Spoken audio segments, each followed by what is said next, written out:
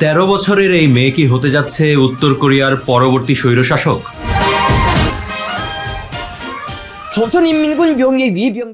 এই বিষয়ে বিস্তারিত জানার আগে উত্তর কোরিয়ার কিম বংশ সম্পর্কে সংক্ষেপে জেনে নেওয়া যাক। দ্বিতীয় বিশ্বযুদ্ধের পর পুরো পৃথিবী মার্কিন সমর্থিত পুঁজিবাদ এবং সোভিয়েত ইউনিয়ন সমর্থিত সমাজতন্ত্র এই দুই বলয়ে বিভক্ত হয়ে পড়েছিল।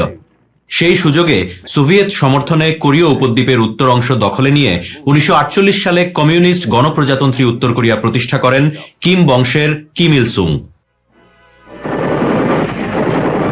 Seoul fell the next day, June 28. 1994 সালে ইল সুং মারা গেলেও তাকে এখনো দেশটির চিরস্থায়ী প্রেসিডেন্টের মর্যাদা দেয়া হয়। এরপর দায়িত্বে আসেন বংশের দ্বিতীয় কিম, কিম জং ইল।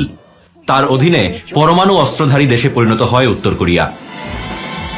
김정은 동지께서는 이러한 우리식 무기 체계 구성안을 심의하고 사모하면서부터 2011 সালে জং ইলের মৃত্যুর পর তার ছেলে কিম জং উন দেশটির সুপ্রিম লিডার হিসেবে দায়িত্ব গ্রহণ করেন।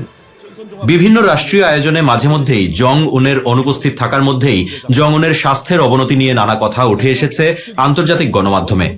তবে গণমাধ্যম ও তথ্য প্রবাহ নিয়ন্ত্রণে বিশ্বের অন্যতম কঠোর দেশ উত্তর কোরিয়ায় সুপ্রিম লিডারের বিরুদ্ধে কোনো তথ্য পাওয়া প্রায় অসম্ভব।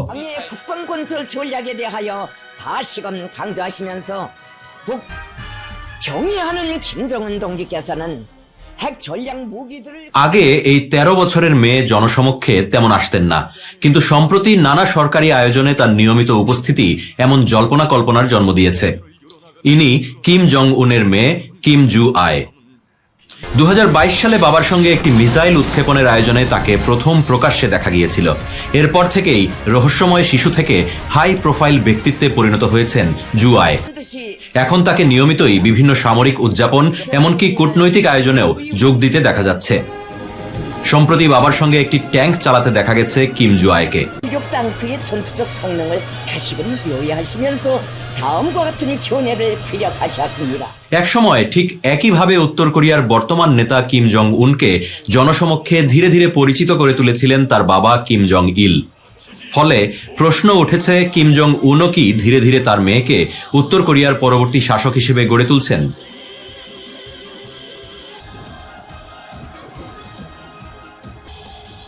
কদিন আগেই উত্তর কোরিয়ায় নির্বাচন অনুষ্ঠিত হয়েছে।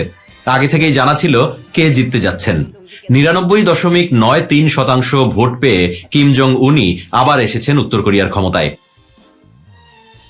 কিন্তু কিম জু আয়ের পথ তার বাবা দাদার মতো এতটা মসৃণ নাও হতে পারে।